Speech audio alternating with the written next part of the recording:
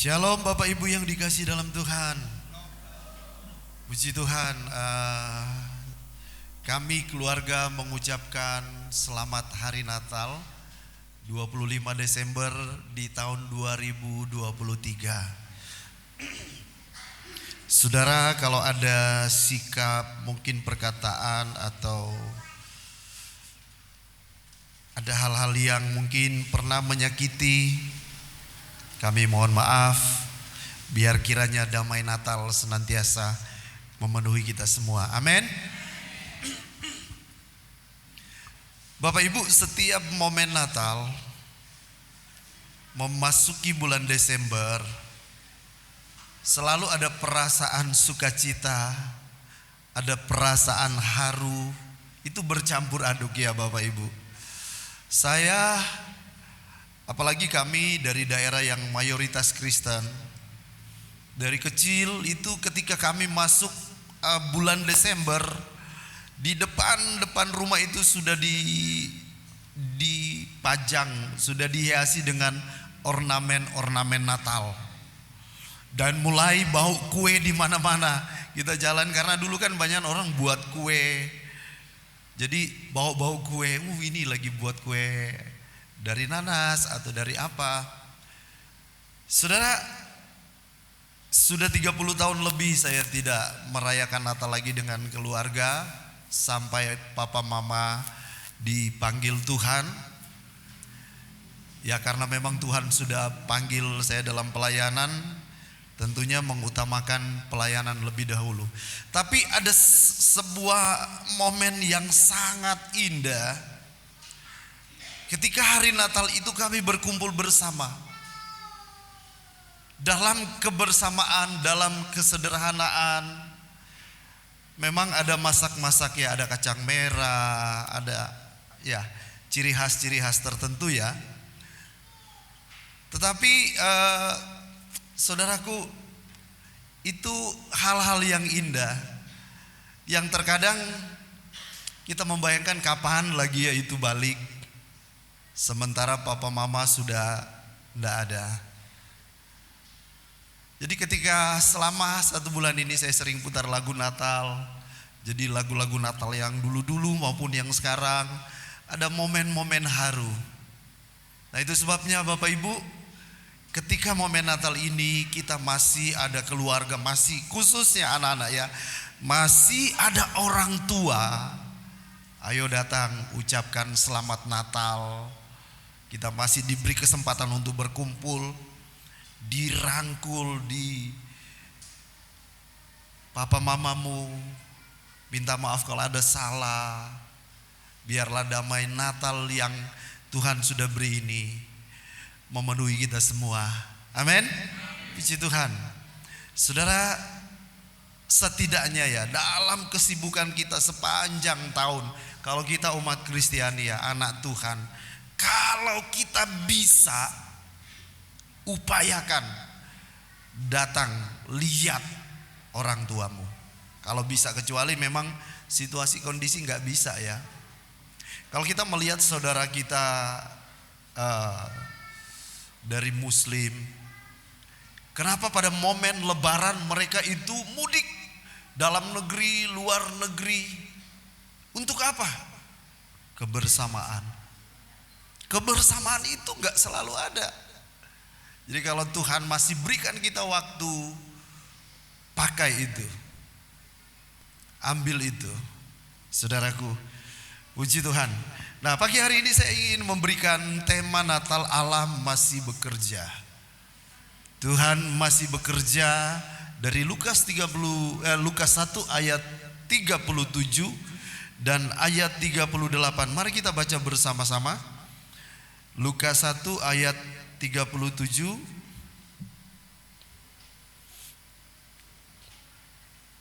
dan 38.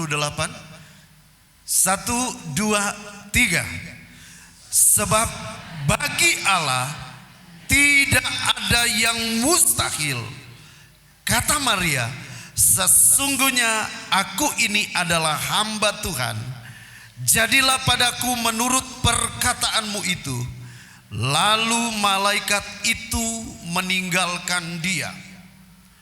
Sebab bagi Allah tidak ada yang mustahil. Hampir sama dengan syair yang kita nyanyikan sebelum kita berdoa firman Tuhan. Apa yang tidak mungkin bagi kita, bagi Tuhan tidak ada yang mustahil.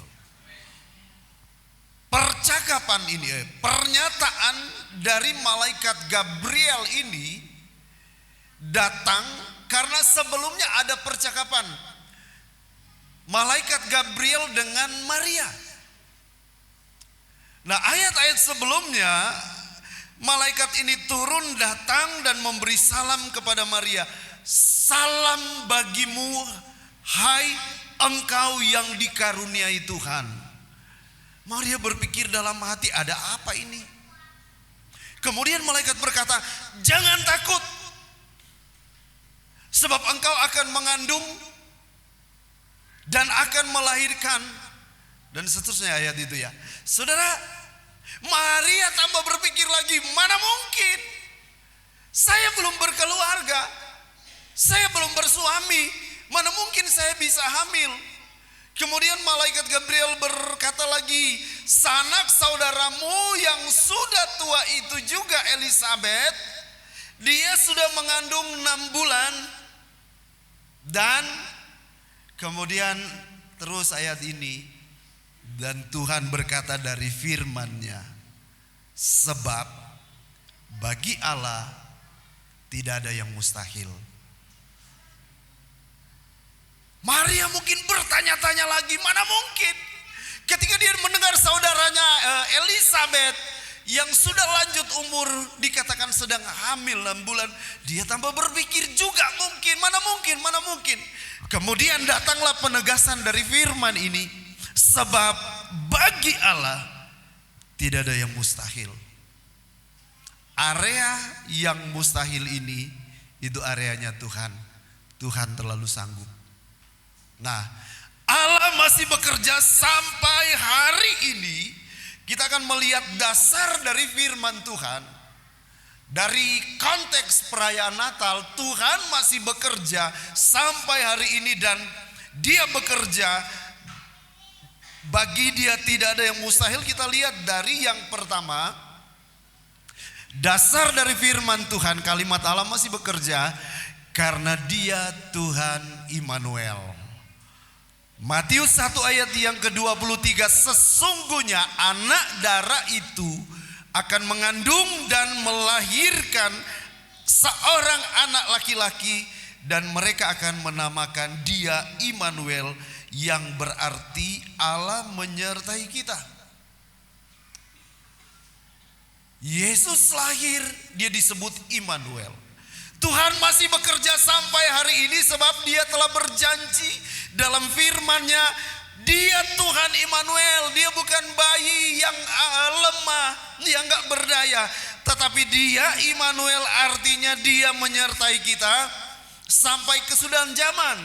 Saya sudah pernah menjelaskan bahwa Immanuel pengertian lebih jauh lagi, artinya Tuhan hadir, Tuhan tinggal, dan Tuhan bekerja. Tuhan hadir, Tuhan tinggal, dan Dia bekerja.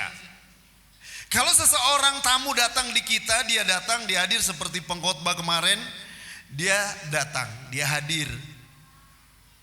Tapi dia cuman semalam aja di sini, nggak tinggal seterusnya. Kalau Yesus Tuhan, Dia hadir ketika seseorang membuka hati, terima Tuhan sebagai juru selamat. Dia berkata, aku ada di dalam kamu, kamu di dalam aku.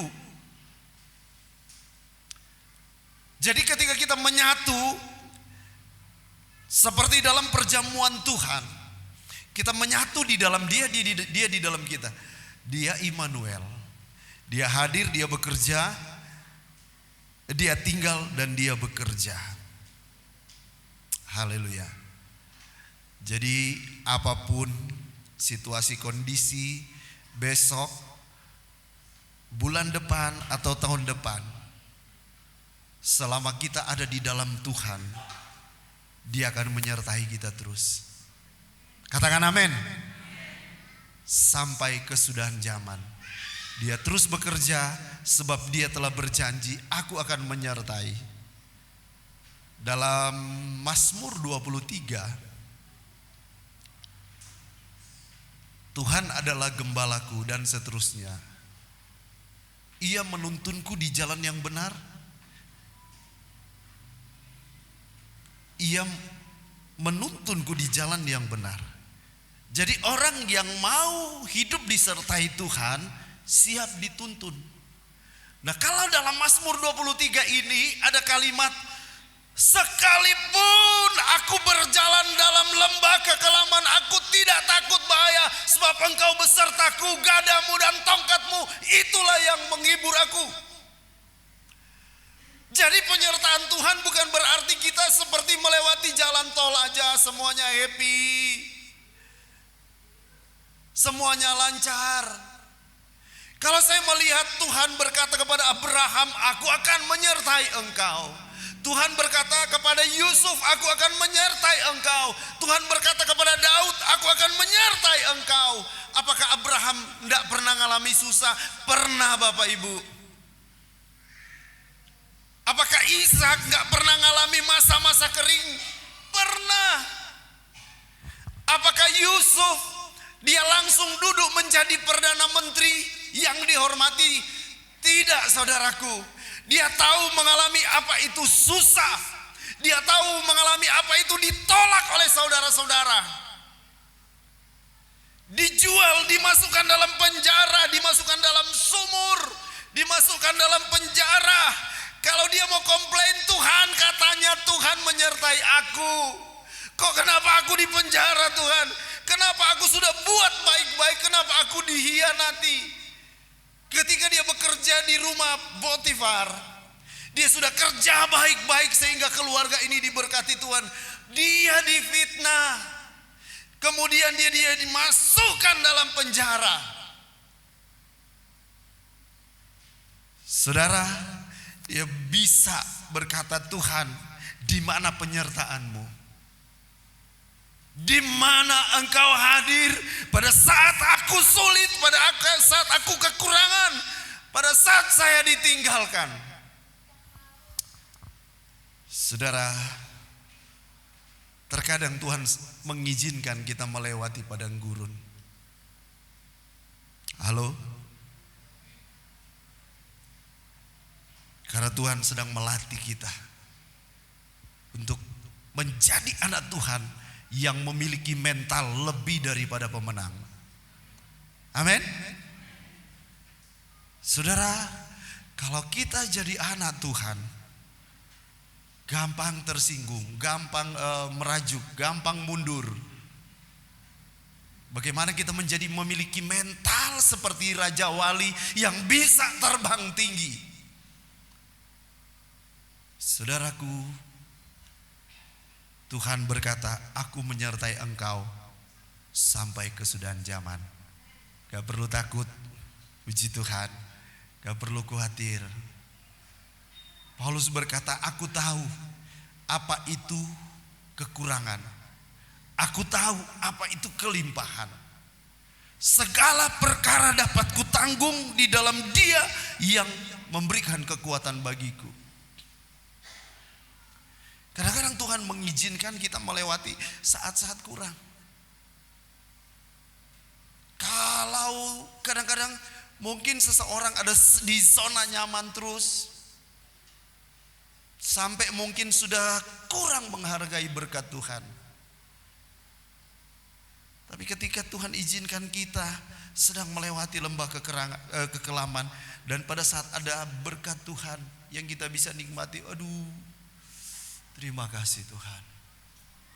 Betapa nikmatnya kasih setia Tuhan itu. Luar biasa. Allah masih bekerja sampai hari ini karena Dia Tuhan Immanuel. Katakan amin. Yang kedua, karena Dia Bapa yang kekal. Karena ini konteks Natal. Dia Bapa yang kekal. Yesaya 9 ayat yang ke-6. Sebab seorang anak telah lahir untuk kita, seorang putra telah diberikan untuk kita. Lambang pemerintahan ada di atas bahunya dan namanya disebut orang penasehat ajaib, Allah yang perkasa, Bapa yang kekal, Raja damai. Haleluya. Sebab Dia Bapa yang kekal. Kalau saya Bapa dari anak-anak, saya gak tahu berapa lama saya bisa nemani mereka. Sebab saya tahu saya suatu waktu akan pulang ke rumah Bapa. Terbatas. Saya dipercayakan Tuhan jadi gembala di sini, menuntun Bapak Ibu untuk hidup berkenan kepada Tuhan. Saya nggak tahu sampai berapa lama Tuhan masih beri saya waktu untuk bersama-sama. Saya terbatas.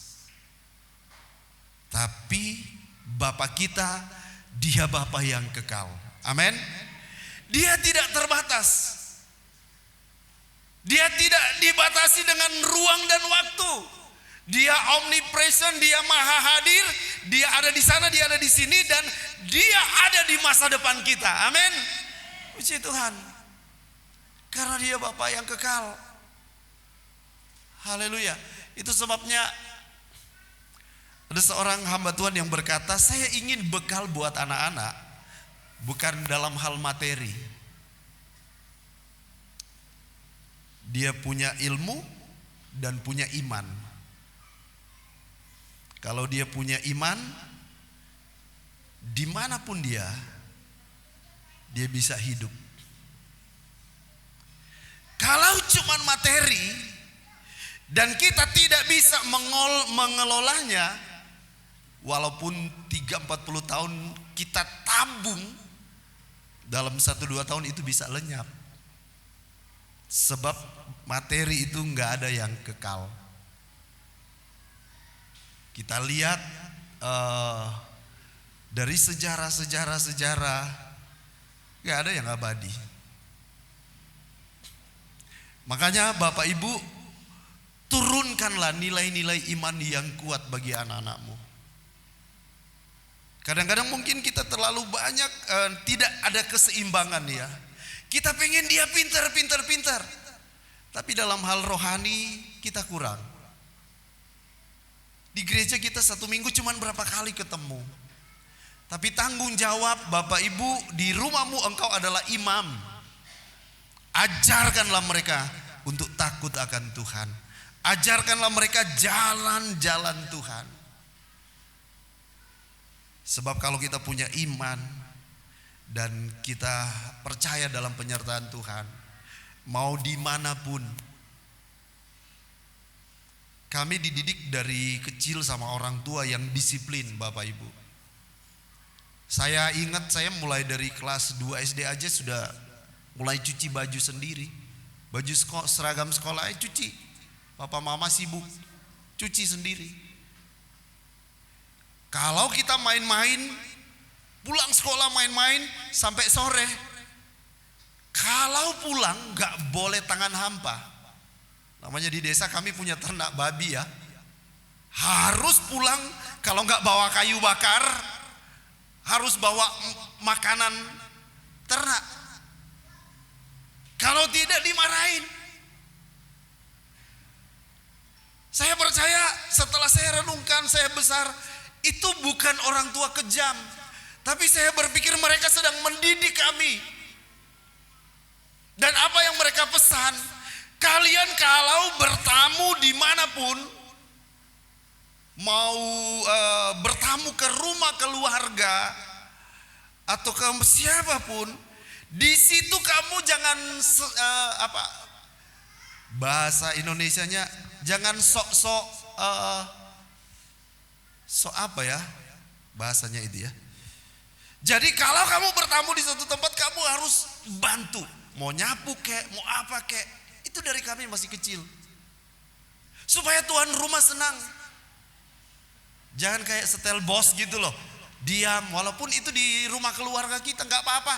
Tanya, om tante apa yang saya bisa bantu? Mau nyapu, mau ngepel. Itu ajaran dari orang tua saya. Nah, ada seorang ponaan saya juga yang kadang pelayanan di sini, Bapak Pendeta Venti, pelayanan di Tangerang. Sama, karena dari kecil orang tuanya udah dipanggil Tuhan, papanya, jadi balik lagi di rumah induk kami, itu dididik dengan hal yang sama. Nah, dengan cara ini yang membuat kami mau kemanapun jujur gak takut. Sebab kami yakin Tuhan beserta. Tadinya saya berencana saya akan melayani kalau gak di Kalimantan, di Sumatera. Mau di pedalaman manapun siap. Tapi di sisi lain Tuhan bawa kami pada rencana Tuhan, bukan rencana saya. Kalau berpikir secara rencana manusia kita pengen yang muluk-muluk. Tapi Tuhan, kami mau berjalan dalam kehendak dan rencana Tuhan supaya kami tidak salah jalan. Dia Tuhan Bapa yang kekal. Saudaraku, kita gak perlu takut. Nah, sebagai orang tua, mari kita mengajar anak-anak kita untuk mereka punya iman, punya pengharapan, punya kasih kepada Tuhan, kepada Bapa yang kekal. Puji Tuhan. Haleluya. Yang berikutnya kita lihat, saya ingin baca lagi satu tambahan ayat, Ibrani 13 ayat 8. Mari kita baca bersama-sama. 1, 2, 3. Yesus Kristus tetap sama, baik kemarin maupun hari ini dan sampai selama-lamanya. Katakan amin. Dia terus bekerja sampai hari ini sebab dia kekal. Dia kekal. Dia tetap sama kemarin, hari ini dan sampai selama-lamanya. Poin yang ketiga, dia Tuhan yang hidup. Kenapa kita berkata Allah masih bekerja untuk mendatangkan kebaikan? Nah, dia Tuhan yang hidup, dalam dia ada hidup. Kita punya dasar Tuhan kita tetap sama dan dia terus bekerja sebab dia Tuhan yang hidup. Dari catatan sejarah semua nabi-nabi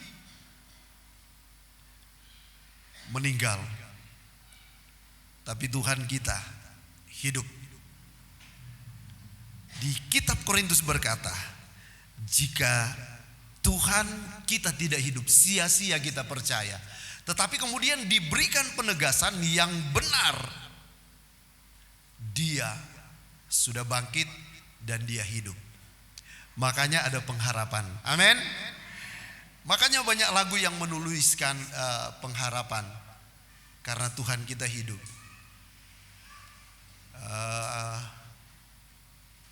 Ada beberapa lagu ya. Pengharapanku hanya Yesus saja, yang mati atas Golgota, di atas Joljuta. Kemudian aku masih punya Tuhan, punya pengharapan. Aku tetap beriman. Beberapa hari lalu saya diundang pelayanan di daerah Pasuruan dengan tema pengharapan. Ada banyak orang hari-hari ini kehilangan pengharapan karena situasi dan kondisi. Ada orang tua tega membunuh anaknya 4 orang, ada di Jakarta. Kemudian di daerah Malang, satu keluarga mengakhiri hidup. Kalau kita lihat hal ini, kenapa terjadi? Karena kehilangan pengharapan. Tapi puji Tuhan, kita punya Tuhan, kita punya pengharapan. Amin. Tuhan kita hidup, bukan Tuhan yang mati. Seberat apapun persoalanmu, seberat apapun pergumulanmu, saudara, jangan sampai engkau mengambil tindakan bodoh. Datang kepada Tuhan dan cari orang-orang yang kita butuh bimbingan, mengarahkan ke jalan yang baik. Jangan pikir pendek. Kita punya Tuhan yang hidup. Percaya, Dia sanggup membukakan jalan buat kita. Yeremia 10 ayat 10. Tetapi Tuhan adalah Allah yang benar. Dialah Allah yang hidup dan Raja yang kekal. Bumi goncang karena murkanya, dan bangsa-bangsa tidak tahan akan geramnya. Kita punya Tuhan Allah yang benar. Dialah Allah yang hidup, Dia Raja yang kekal. Hampir sama dengan Yesaya tadi.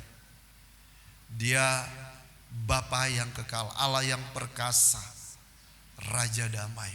Puji Tuhan. Saya percaya Tuhan terus bekerja sampai hari ini. Dia tidak pernah meninggalkan kita sebab Dia Tuhan yang hidup. Puji Tuhan. Yang keempat, karena Dia Tuhan tidak pernah tertidur dan tidak pernah terlelap. Mazmur 121 ayat 3 dan ayat yang keempat. Mazmur 121 ayat 3 dan ayat yang keempat. Mari kita baca bersama. 1, 2, 3. Ia takkan membiarkan kakimu goyah, penjagamu tidak akan terlelap. Sesungguhnya tidak terlelap dan tidak tertidur penjaga Israel. Tuhan kita itu tidak pernah tertidur. Kalau dulu kami dengar cerita, kadang-kadang ada seseorang itu jahat. Nah kemudian cerita orang tua berkata begini, sudah nggak usah balas. Tuhan kita nggak pernah tidur. Tuhan kita itu nggak tertidur. Dia tahu Bu, Dia tahu pasti Dia akan bela. Itu di sisi pembelaan Tuhan. Nah, di sisi yang lain kita bisa melihat Tuhan tidak pernah tertidur, Tuhan tidak pernah terlelap. Artinya Dia terus melihat hidup kita. Bagaimanapun kondisi kita, kita lakukan bagian kita ya. Jadi anak Tuhan, ada prinsip-prinsip bagaimana supaya Tuhan berkata engkau berhasil, engkau beruntung. Lakukan firman Tuhan, jangan menyimpang ke kiri dan ke kanan. Maka perjalananmu akan berhasil dan beruntung. Dan harus bekerja keras. Bekerja keras, bekerja cerdas. Dan harus kita belajar menabur. Menabur. Nah, ada banyak hal yang bisa membuat kita memiliki masa depan yang baik. Kalau pola hidup kita hari ini, khususnya anak-anak muda, engkau tidak mempersiapkan dengan baik masa depanmu. Mungkin ada berkat tapi engkau boros. Dan tidak mau bekerja lebih keras lagi.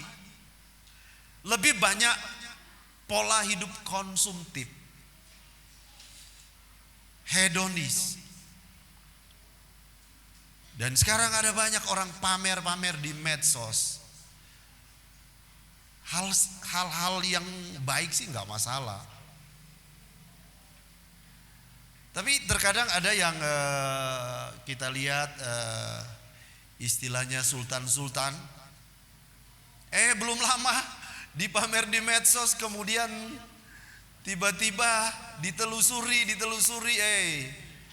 akhirnya ada beberapa yang masuk penjara karena terlibat pencucian uang dan lain sebagainya.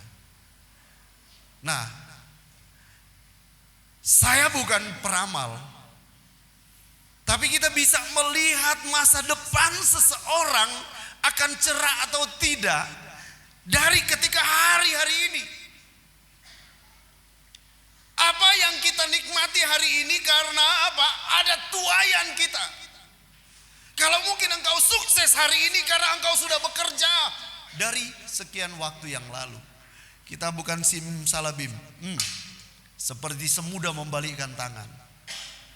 Makanya sekali lagi, anak-anak muda khususnya, ayo rencanakan masa depan yang terbaik. Kalau hari-hari ini engkau mau masuk dan terikat dengan narkoba dan tidak tobat, bagaimana masa depan? Saya pelayanan kemarin dulu malam, ada seorang anak muda dari Jakarta, dia ditaruh di daerah Banyuwangi sana, dari kota, tapi dia sudah narkoba kelas kakap. Saudaraku, apa saja, HP aja tidak boleh taruh sembarangan, dijual untuk beli obat. Taruh uang sudah disembunyiin ya di tempat yang sulit. Kok dia bisa dapat? Tapi kemudian saudaraku, karena sudah terlalu parah, anak ini meninggal. Hati-hati, hati-hati, jangan rusak masa depanmu. Dan ketika kita mulai mempersiapkan dengan baik, puji Tuhan, kita punya Tuhan yang hidup. Dia tidak pernah tertidur. Kadang-kadang mungkin manusia itu terbatas. Ketika kita ada masalah yang berat, kita datang, dia tidur, artinya cuek, masa bodoh. Tapi kita punya Tuhan. Dia Tuhan yang tidak pernah tertidur dan tidak pernah terlelap. Yang terakhir di poin yang pertama ini, nomor 5. Kenapa Tuhan masih bekerja sampai hari ini? Karena orang-orang percaya yang mengasihi Dia. Ini ayat-ayat favorit banyak orang. Kita baca Roma 8 ayat 28. Baca keras-keras ya. Sebab iman timbul dari pendengaran. 1, 2, 3. Kita tahu sekarang bahwa Allah turut bekerja dalam segala sesuatu untuk mendatangkan kebaikan bagi mereka yang mengasihi Dia, yaitu bagi mereka yang terpanggil sesuai dengan rencana Allah. Katakan amin. Kalau engkau tetap mengasihi Tuhan, Tuhan akan terus bekerja dalam hidup kita untuk mendatangkan kebaikan. Puji Tuhan. Nah, dari Lukas 1 ayat 37, sebab bagi Allah tidak ada yang mustahil.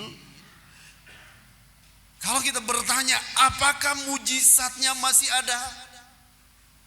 Apakah kuasa Tuhan hari-hari ini masih ada? Saya berkata tetap ada. Karena firman Tuhan berkata, Tuhan kita hidup. Yesus Kristus kita tetap sama baik kemarin, hari ini, dan sampai selama-lamanya. Nah, bagaimana supaya kita bisa dapat menikmati kuasa Tuhan? Yang pertama, ini cuma 2 hal. Bagaimana supaya kita bisa menikmati kemustahilan Tuhan? Saudaraku, tetap percaya dan taat firman Tuhan. Ibrani pasal yang ke-11 ayat yang ke-6 berkata, tetapi tanpa iman tidak mungkin orang berkenan kepada Allah. Sebab barang siapa berpaling kepada Allah, ia harus percaya bahwa Allah ada dan bahwa Allah memberi upah kepada orang yang sungguh-sungguh mencari Dia. Tema kita tetap percaya. Nah, ternyata dari banyak ayat, tanpa percaya, tanpa iman kepada Tuhan, kita nggak berkenan sama Tuhan. Nah, ada banyak mujizat yang Tuhan kerjakan. Tuhan bertanya, apakah engkau percaya? Apakah engkau percaya? Dan Yesus ketika dia menyembuhkan, dia berkata, imanmu telah menyelamatkan engkau. Rahasia bagaimana supaya kita bisa melihat kemuliaan Tuhan. Sebab bagi Allah tidak ada yang mustahil. Percaya. Tetap percaya. Walaupun belum melihat, saya percaya dalam nama Yesus. Suatu waktu ada kisah, ketika Lazarus yang sudah 4 hari meninggal di Betania, Yesus datang dan hadir di tengah keluarga situ. Nah, orang-orang sudah menangis termasuk Marta dan Maria. Nah, ketika Yesus mengajak datang di kuburan dan suruh membuka batu yang menutupi kuburan dari Lazarus ini, Marta berkata, Tuhan, dia sudah 4 hari. Secara logika, secara medis, Lazarus ini sudah busuk. Enggak mungkin lah. Tapi Tuhan berkata dalam ayat yang ke-40. Ini areanya Tuhan loh ya.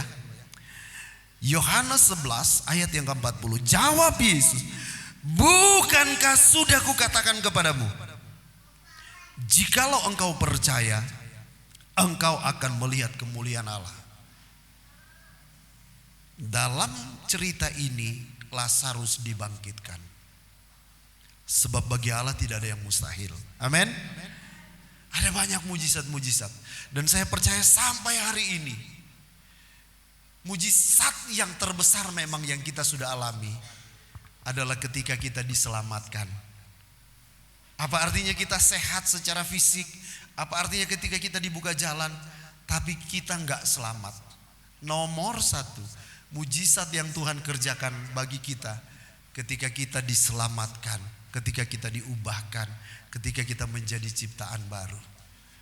Puji Tuhan, saya percaya. Dan Bapak Ibu, ketika mungkin engkau pulang di rumah diperhadapkan dengan situasi perjuangan hidup, percaya, perkatakan dalam nama Yesus tidak ada yang mustahil. Dalam nama Yesus Tuhan sanggup membuka jalan. Seperti khotbah kemarin pagi, Tuhan sanggup membuka jalan di padang gurun. Amin. Tuhan sanggup membuat sungai di padang belantara. Yang itu secara logika mustahil. Tapi Tuhan berkata, bagi Tuhan tidak ada yang mustahil. Hal yang kedua, bagaimana kita bisa melihat kemustahilan dari Tuhan, mujizat dari Tuhan. Yang kedua, kepada orang yang sungguh-sungguh mencari Tuhan. Mencari hati Tuhan, bukan hanya tangan Tuhan.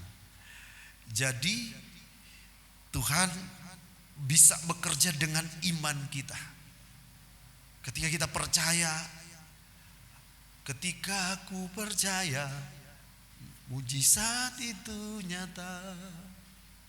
Banyak hal, ada banyak kesaksian dari orang-orang ataupun pengalaman pribadi.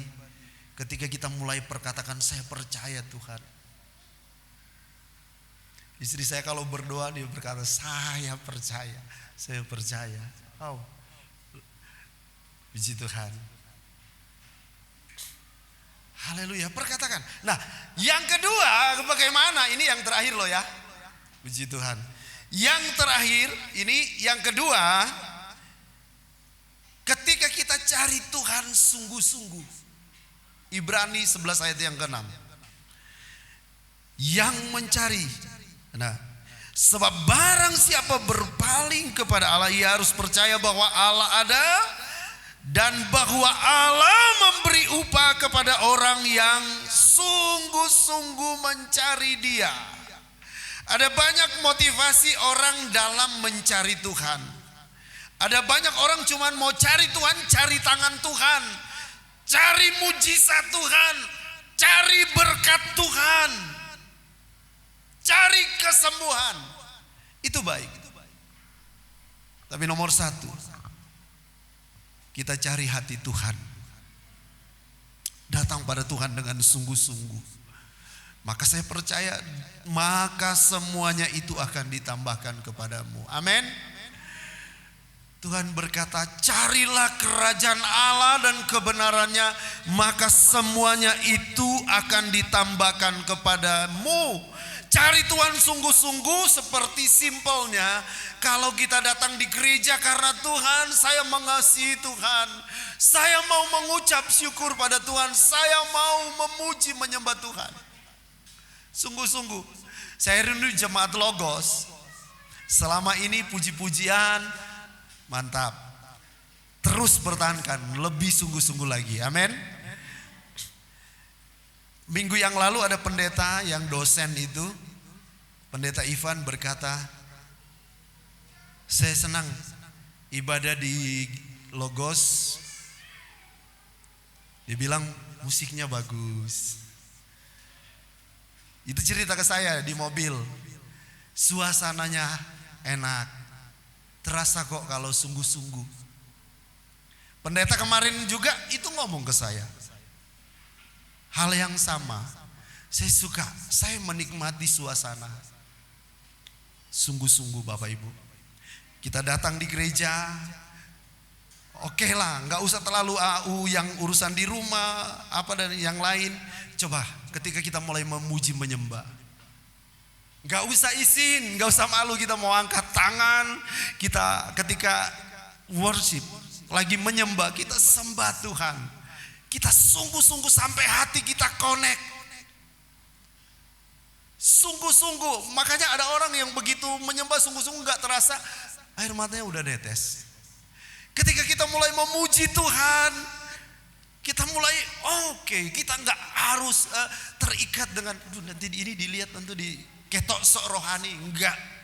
Di rumah Tuhan kita beribadah, berikan yang terbaik. Amin. Puji Tuhan, sungguh-sungguh. Dan ketika kita berdoa sungguh-sungguh dengan Tuhan, hormati, hargai Tuhan. Ketika kita di rumah Tuhan, memang kita beri untuk beribadah. Kita hargai Tuhan dalam doa, dalam pujian, dalam firman Tuhan. Percaya pun percaya sungguh-sungguh. Maka Tuhan berkata, Tuhan bahwa Allah memberi upah kepada orang yang sungguh-sungguh. Sungguh-sungguh itu full. Bukan separuh. Bukan sekedar. Tapi mantap gitu loh, utuh, sungguh-sungguh kepada Tuhan. Saya ingin cerita sedikit Natal. Ada beberapa respon dari beberapa orang.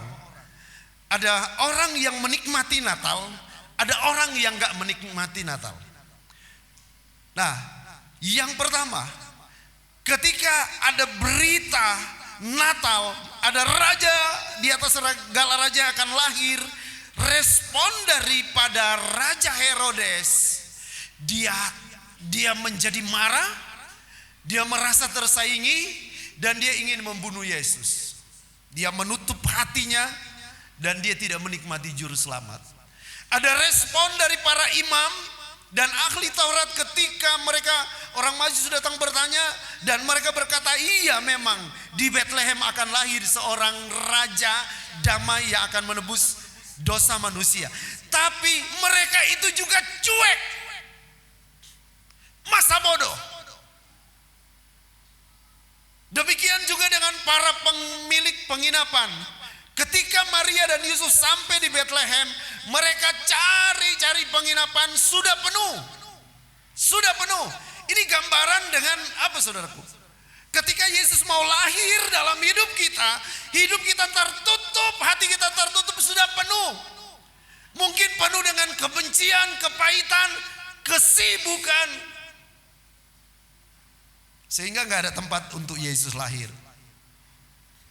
Karena penuh. Gak ada waktu lagi untuk Tuhan. Gak ada waktu lagi untuk cari Tuhan. Penuh. Tapi respon dari ada seorang yang bernama Simeon di Lukas 2 ayat 29 sampai 32. dia menyambut Yesus. Sampai dia berkata, saya sudah boleh mati, saya sudah boleh pulang dalam damai, karena saya telah melihat juru selamat. Respon dari gembala-gembala mereka datang, mereka bersuka cita, mereka menyembah Yesus, mereka percaya dan menerima Yesus. Saudara, ada respon lagi dari orang Majus yang hari-hari ini kita mungkin sering lihat digambarkan. Mereka datang dari jauh, dari timur. Mereka mengadakan perjalanan yang begitu jauh. Ada yang bilang 2 tahun, karena mereka berjalan hanya pada malam hari mereka melihat bintang. Mereka adalah orang-orang cendekiawan, mereka orang terpelajar, mereka ahli perbintangan, sehingga mereka tahu ada raja yang lahir. Dalam perjalanan mereka diperhadapkan dengan padang gurun yang panas dan gersang. Mereka bawa harta emas, kemenyan dan mur. Mereka meresponi raja itu. Mereka datang dan mereka sujud menyembah. Tidak mudah perjuangan mereka dari perjalanan dari timur. Ada yang berkata sampai 2.200 kilometer mereka harus berjalan. Bawa harta. Betapa menderita, tetapi mereka melanjutkan perjalanan itu sampai bisa berjumpa dengan Yesus. Mereka memberikan emas, kemenyan dan mur, dan mereka menyembah Tuhan dengan sungguh-sungguh. Respon kita ketika kita sungguh-sungguh dengan Tuhan, Tuhan terlebih sungguh-sungguh mengasihi kita. Tuhan Yesus berkati. Mari kita bangkit berdiri. Haleluya, puji Tuhan. Mari singar dan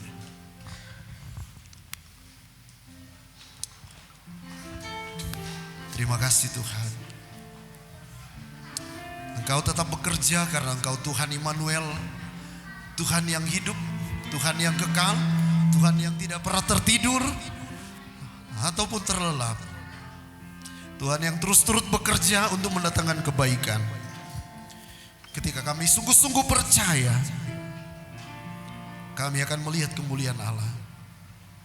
Ketika kami sungguh-sungguh mencari Tuhan, Engkau terlebih sungguh-sungguh melihat hidup kami Tuhan. Aku masih punya Tuhan, punya pengharapan. Aku tetap beriman, Tuhanku, Yesus kekuatanku, Yesus kekuatanku. Aku masih punya Tuhan. Mari singar nyanyikan pujian ini.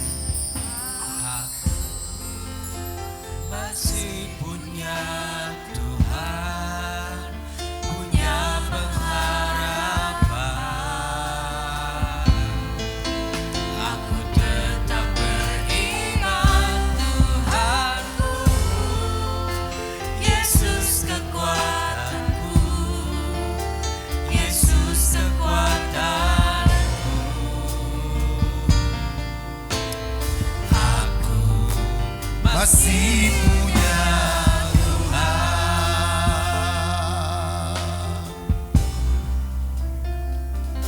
Aku percaya ada mujizat.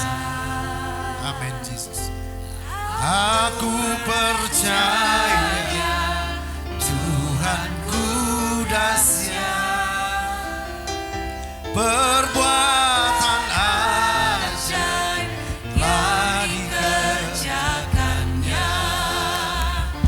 Aku percaya ada mujizat.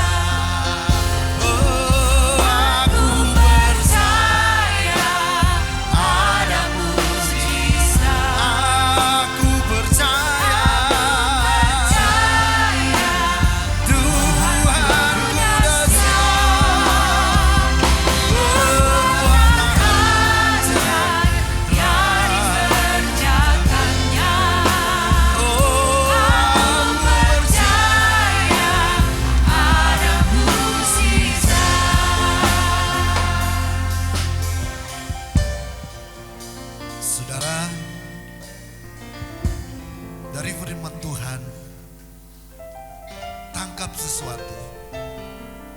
imani bahwa bagi Tuhan tidak ada sesuatu pun yang mustahil. Kadang mungkin kita sedang melihat tembok-tembok tebal, pintu-pintu yang tertutup, langit seperti tembaga. Tapi percaya, Yesus itulah pintu. Yesus itu adalah jalan. Yesus itu adalah pengharapan. Karena dia datang di tengah-tengah banyak orang yang putus asa. Di tengah-tengah kegelapan, dia datang menerangi. Dia datang menerangi hidupmu, hidup kita semua. Dan dia itu jalan. Dia berkata, akulah pintu. Saudara, saat-saat sulit mungkin hari-hari ini, kami percaya Tuhan sanggup bukakan jalan dalam hidup kita. Ada Yesus, ada hidup. Dia Bapa yang baik. Orang-orang atau saudara, mungkin kawan bisa tertidur, tidak akan lihat lagi kita, menolong kita. Tapi Tuhan tidak pernah tertidur.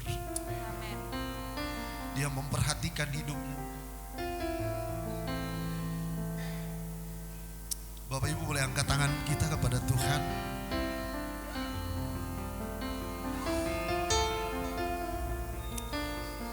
Nyanyikan pujian, aku masih punya Tuhan, punya pengharapan.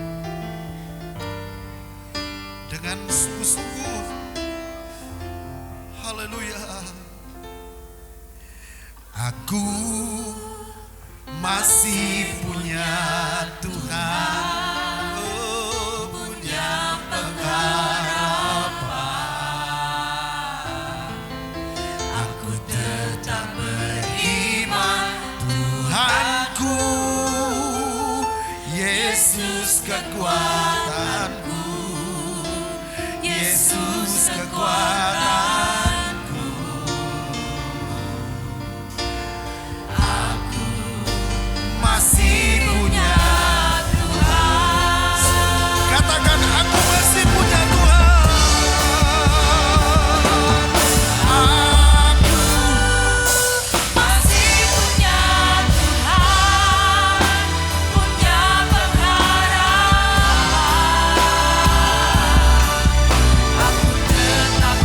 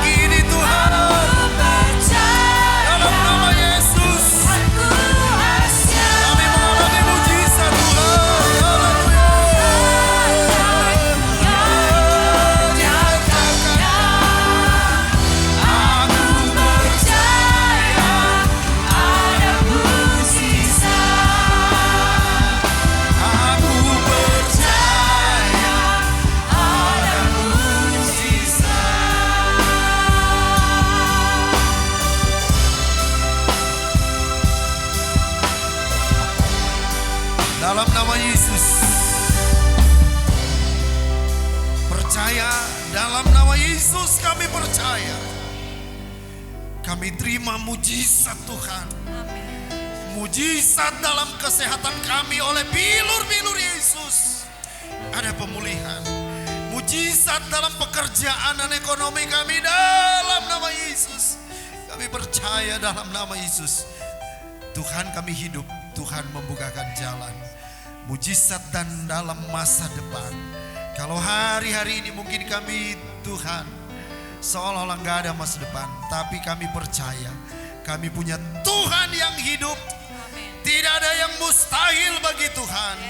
Tuhan sanggup menjadikan kami kepala bukan ekor. Tuhan sanggup mengangkat dalam nama Yesus. Tuhan menopang jemaat GBD Logos semakin maju semakin kuat jasmani dan rohani. Kami terima mujizat Tuhan di Natal ini. Mari kita perkatakan dengan iman dalam nama Tuhan Yesus Kristus. Dalam nama Tuhan Yesus. Kami terima mujizat Tuhan. Kami terima mujizat Tuhan. Dalam nama Yesus. Dalam nama Yesus. Kami diberkati Tuhan. Kami diberkati Tuhan. Kami disertai Tuhan. Kami disertai Tuhan. Haleluya. Haleluya. Amin. Tuhan Yesus memberkati. Silakan duduk.